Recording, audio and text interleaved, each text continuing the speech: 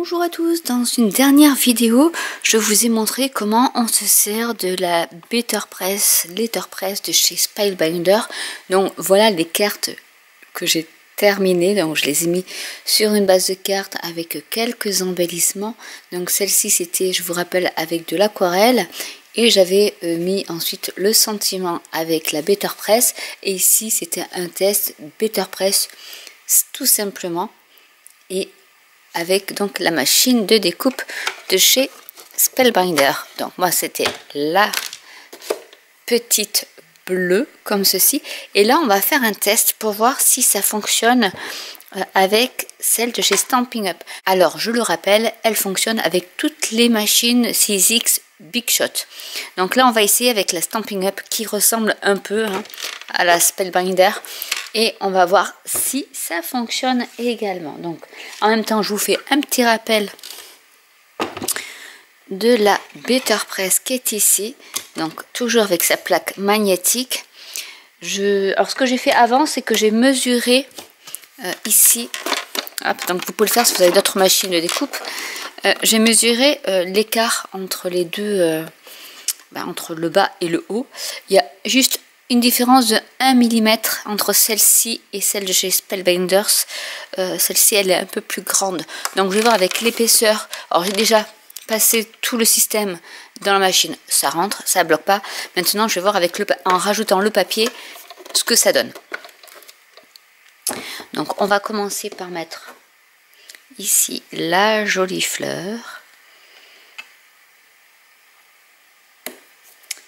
Je vais y mettre toujours mon papier, donc je prends du masking tape que je vais un peu, j'en mets en haut et en bas. Je préfère le mettre au dos de la carte que sur les côtés parce que ça arrache un peu les bords, donc c'est un peu dommage. Je vais faire comme ça.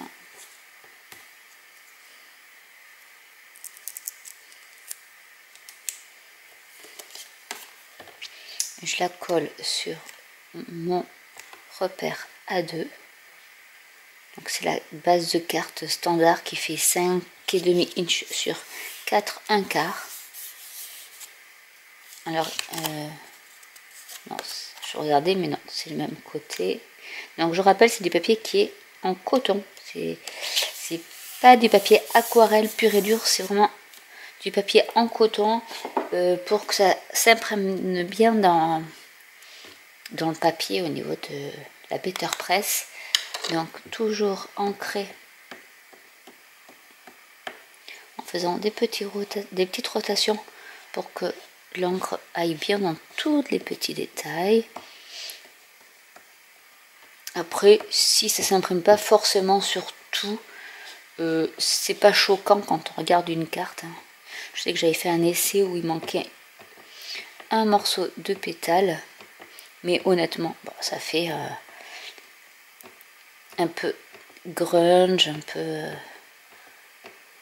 Après, c'est pas grave si on a aussi sur le tapis.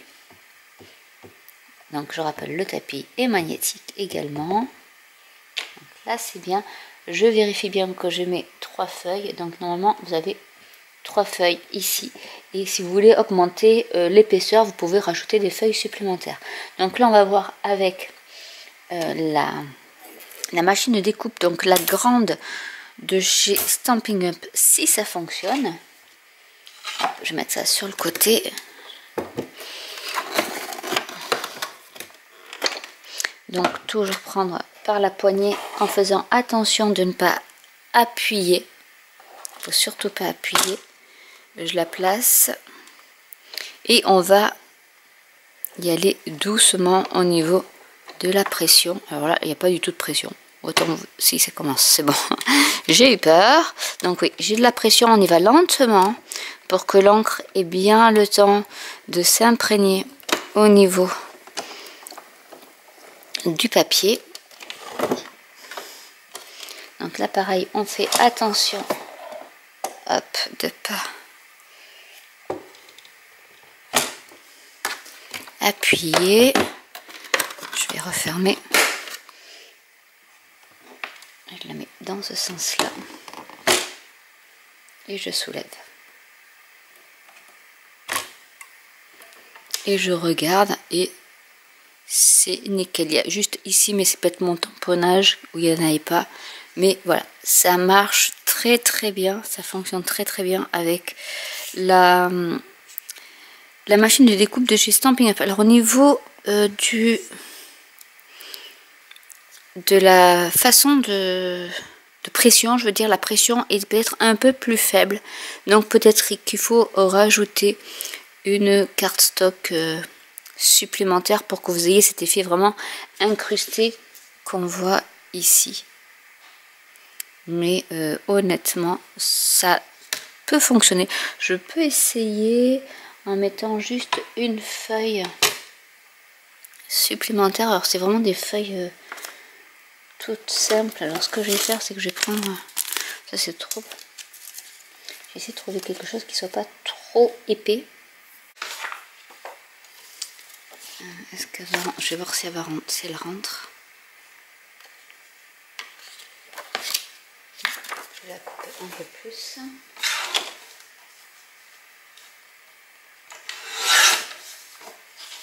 Donc, je vais rajouter une feuille supplémentaire et on va tester de nouveau. Donc ça, on peut repasser une deuxième fois puisque votre motif n'a pas bougé.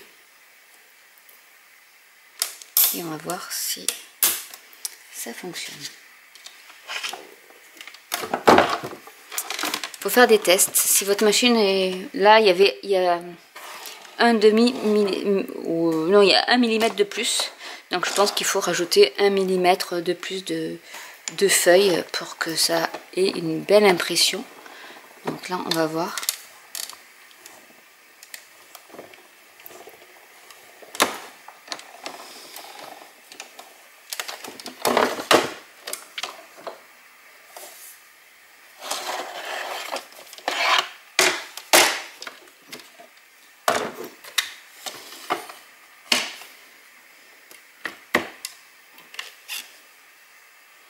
Oui, c'est déjà mieux, on voit mieux l'indentation au niveau du papier. Donc voilà, il faut jouer sur votre épaisseur et ça fonctionne. Et oui, derrière, je sens bien le relief. Alors, je vais la décoller.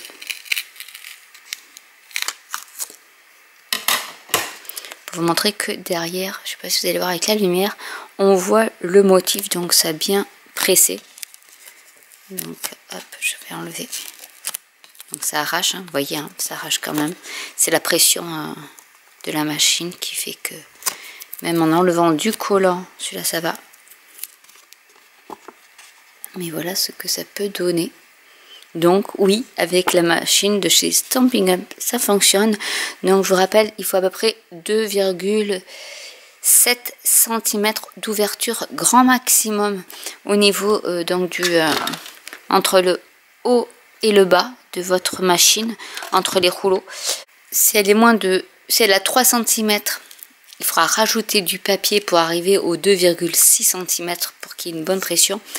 Et sinon, si c'est 2 cm, ça ne passera pas. Mais voilà ce que ça peut donner. On va la terminer. Tant qu'on y est.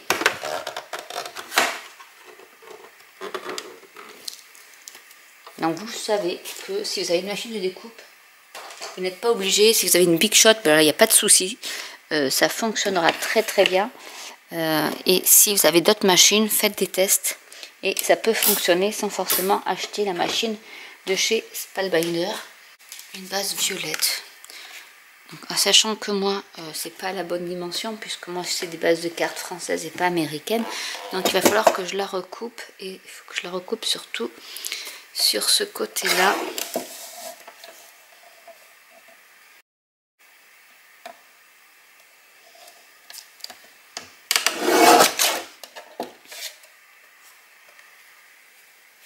Là aussi, il faut qu'elle fasse 9,8.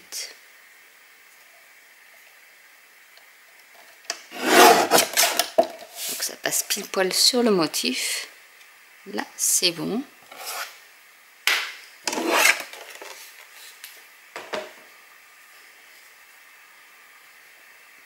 On peut y rajouter un petit sentiment si vous en avez un. Je vais voir ce que j'ai comme sentiment qui pourrait...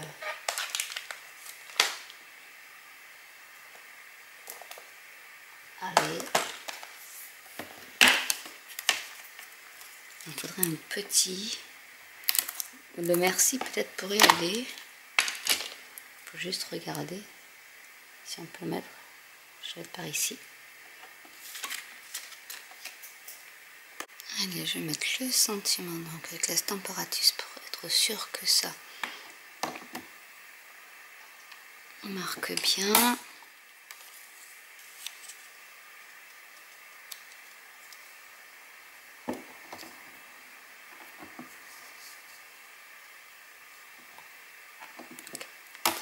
Je vais mettre juste un petit trait pour me dire que c'est bien ici. Comme mon papier doit être.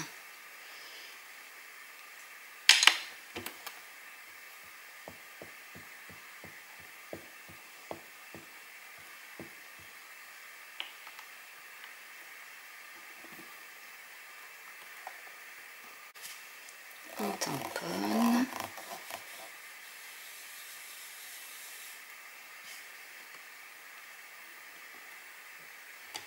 Je vais refaire un deuxième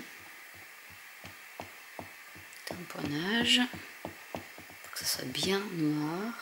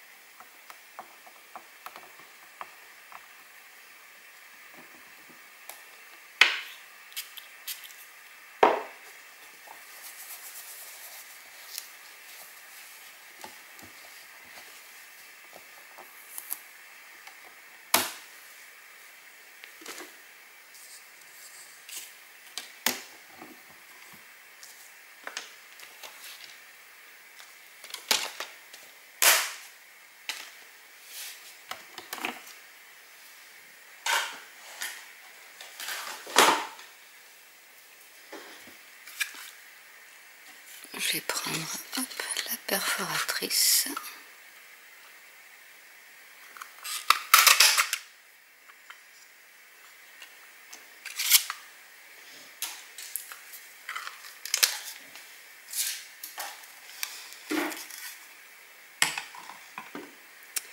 On va y mettre de la mousse 3D.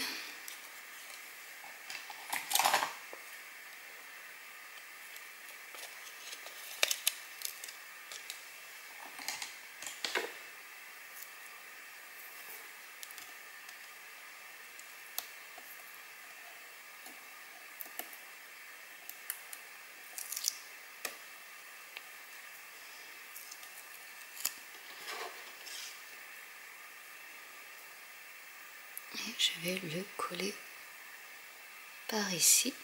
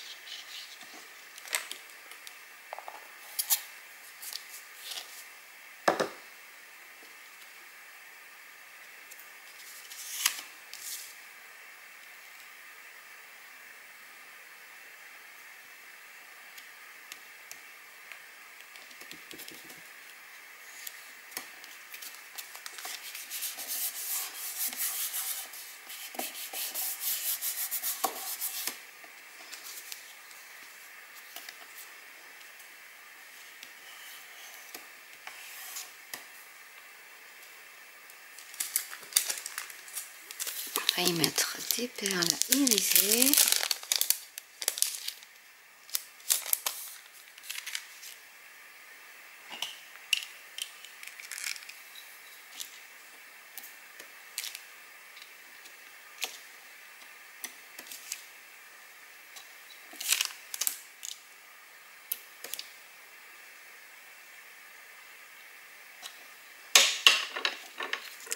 Et voilà une carte de terminée.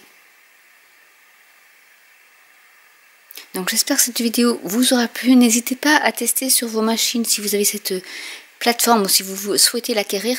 N'hésitez pas à mesurer. Donc du coup la Spellbinders, elle fait 2,7 cm de large.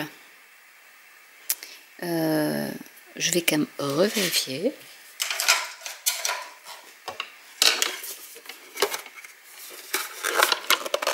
Donc pour mémoire, la Spellbinder fait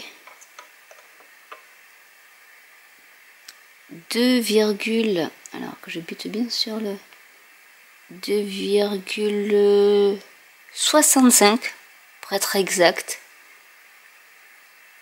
Oui, 2,7. 2,7. Alors que je vous mette bien tout. Ouais, 2,65 cm. Il faut vraiment que vous ayez déjà 2,65 cm. Si votre machine est plus grande que 2,65 exactement, il faudra rajouter des feuilles comme moi je l'ai fait parce que il manquait un demi-millimètre sur celle de chez Stampin' Up. Après, si elle fait moins, si l'ouverture est moins de 2,65 cm, ça ne passera pas.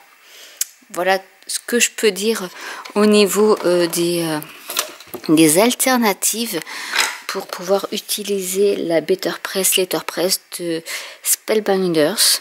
Donc j'espère que cette vidéo vous aura plu. Donc vous voyez, vous pouvez faire de magnifiques choses et coloriser comme je l'avais fait dans la précédente vidéo. On peut coloriser et rajouter après le sentiment et ça fait des cartes toutes simples mais voilà qui font leur charme. Donc n'hésitez pas à commenter si vous avez des questions, n'hésitez pas à liker, à vous abonner ou à cliquer sur la petite cloche et je vous dis à très bientôt pour une nouvelle vidéo. Bye.